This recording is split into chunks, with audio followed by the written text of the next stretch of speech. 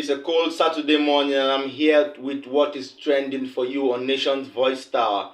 I have a very analytical information about the president-elect which I stumbled over in almost some minutes ago. This is almost 7 minutes documentary on Asiwaju Bola Ahmed Tinibu. Okay, it's titled Unmasking the Real Bola Ahmed Tinibu. Alright. Now this particular video trended many years ago, and it made him sue the AIT, the African Independent Television, for almost 150 billion naira in a lawsuit. All right, I would like you to watch this video. You're going to watch the first part of it, and then when I come back, I will give you a little bit analysis. Then I will show you the greater part of it.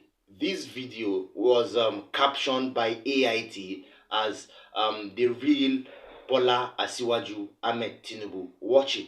Glorious 8 years rule as governor of Lagos from 1999 to 2007 on the platform of the Alliance for Democracy AD to date, he has been accused of being the looter-in-chief who has unleashed the most egregious corruption and reckless looting on the treasury of Lagos State.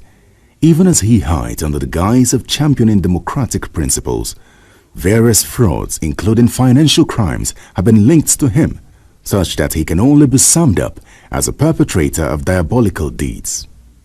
Tinubu's dubious activities came to the fore quite early during his tenure as Lagos governor. After just being sworn in 1999, the late legal luminary and human rights lawyer, Chief Gani Fawemi, instituted legal actions challenging Tinubu's academic qualifications, which were discovered to be forged. The case of perjury, which has been hanging on his neck ever since then, is yet to be dispensed with, even as he can no longer hide under immunity clause as a governor.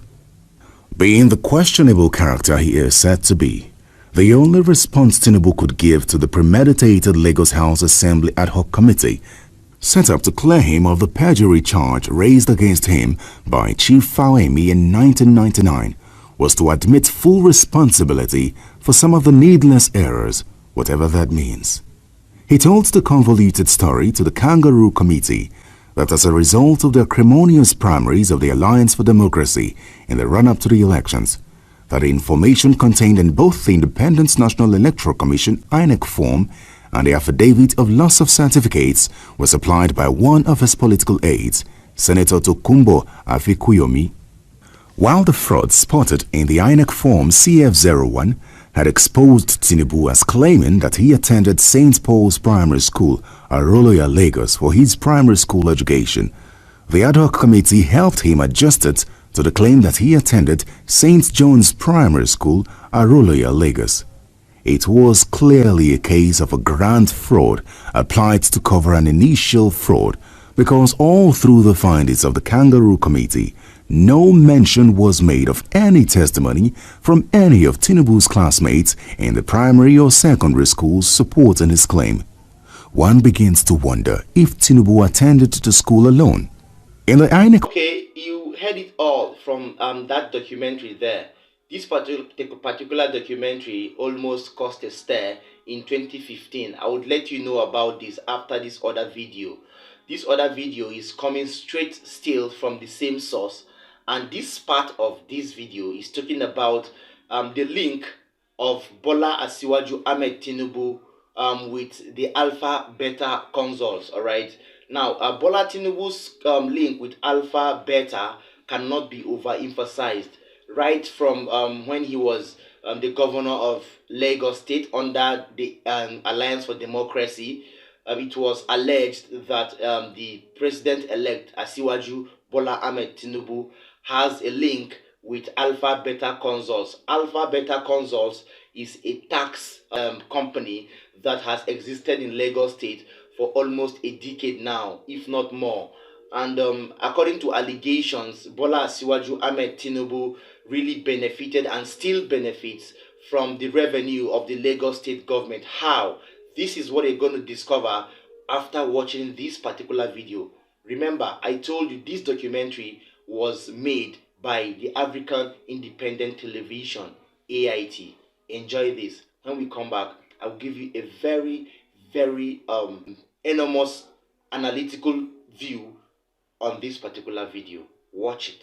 Potent and efficient, and we are building internal control from the ground up. They have exploited their knowledge in biometric,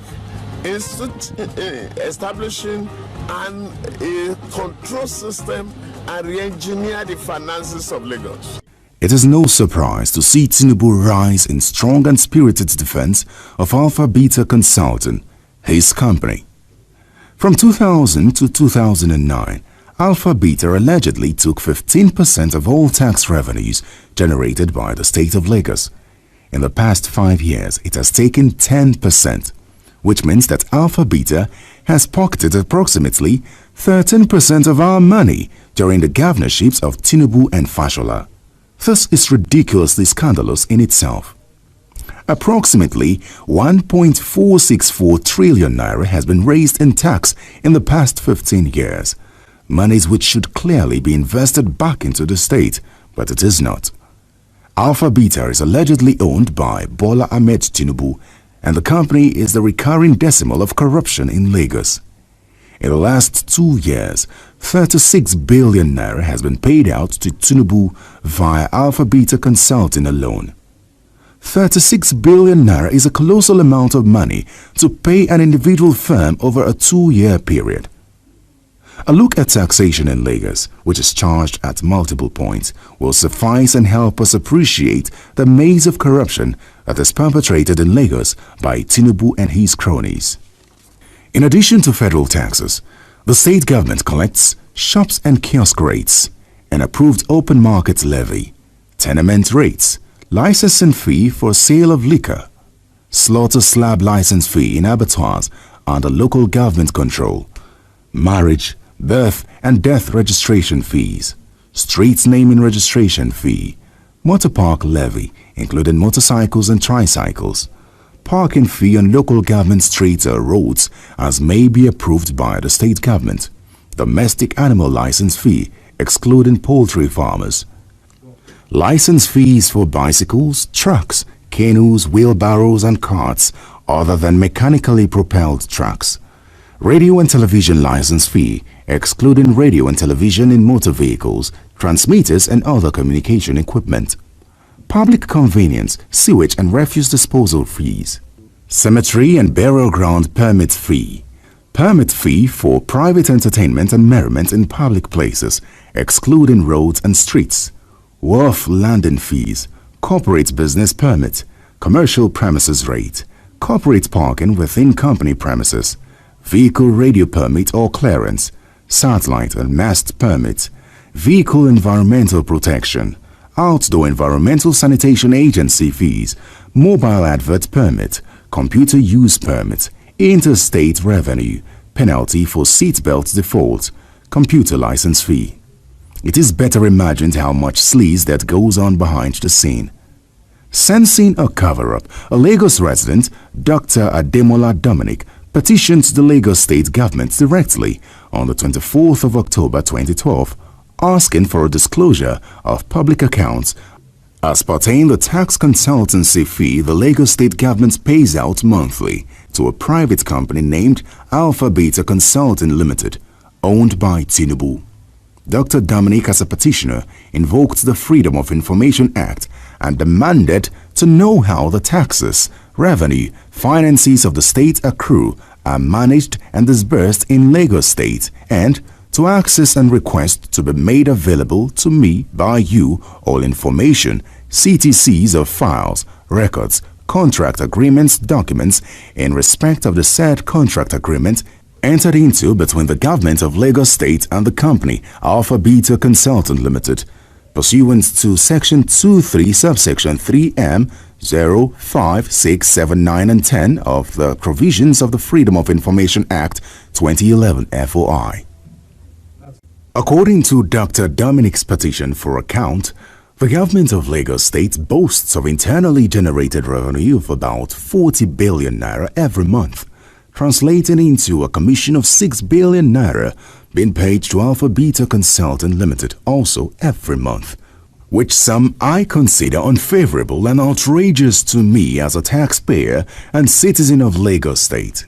In public eyes, the offending company Alpha Beta Consulting Limited is putatively owned by Ahmed Bola Tinibu, who handpicked Babatunde Fashola in 2007 as the Action Congress governorship candidate in Lagos by riding roughshod over the party's constitution's requirement for a sensible primary election.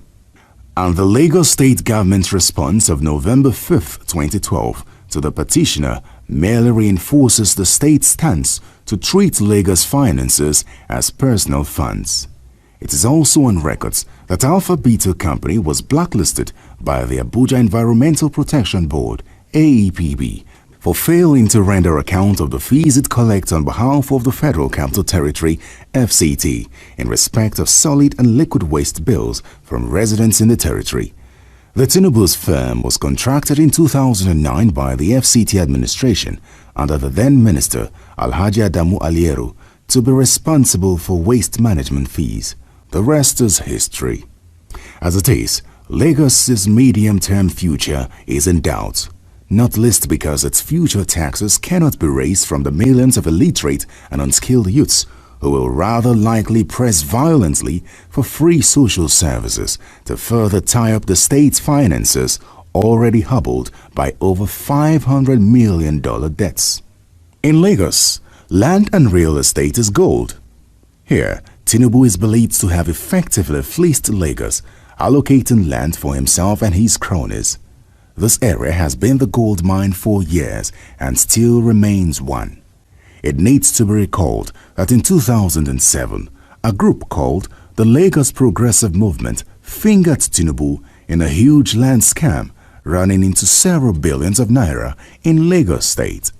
In a public statement on the matter, the group had noted, "We, the Lagos Progressives Movement, once again wish to update fellow Nigerians on the various land scams perpetrated by former Governor Bola Tinibu and being covered up by Governor Babatunde Fashola.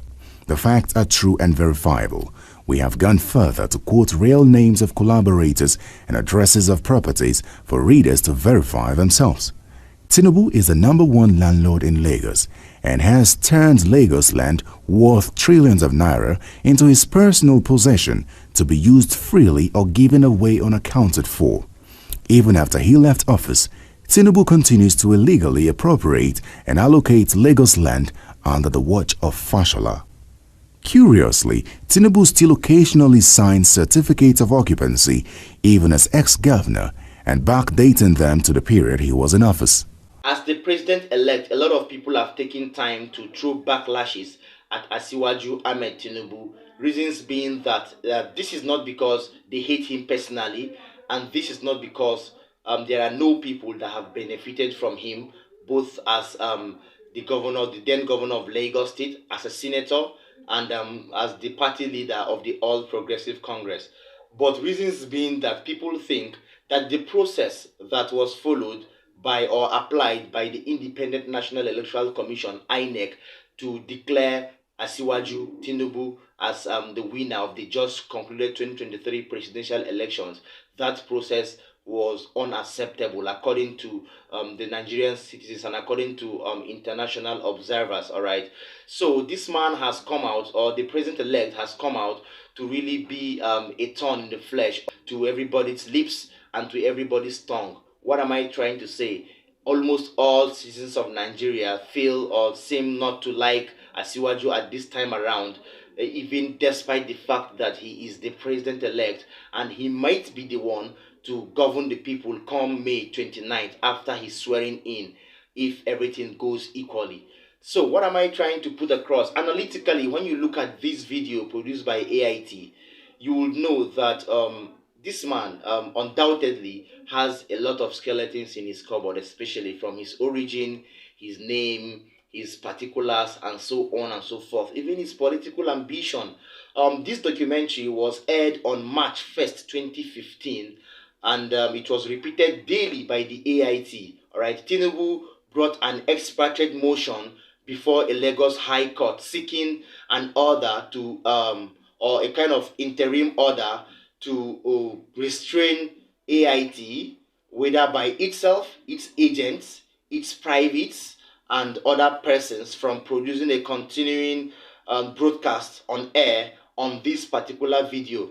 However, AIT responded swiftly, describing Tinubu's lawsuit or his court injunction, his claims and demands as laughable, and demanded an apology from Asiwaju Bola Tinibu, despite how earlier threats were too severe from the president-elect, who was then the governor of Lagos State. AIT continued to air this documentary.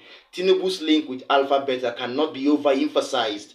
We look forward to seeing the end of this saga, especially as this election tribunal petition case is on the election result as regards the presidential elections. We need to see where this will end, and I will repeat, the judiciary is still on trial.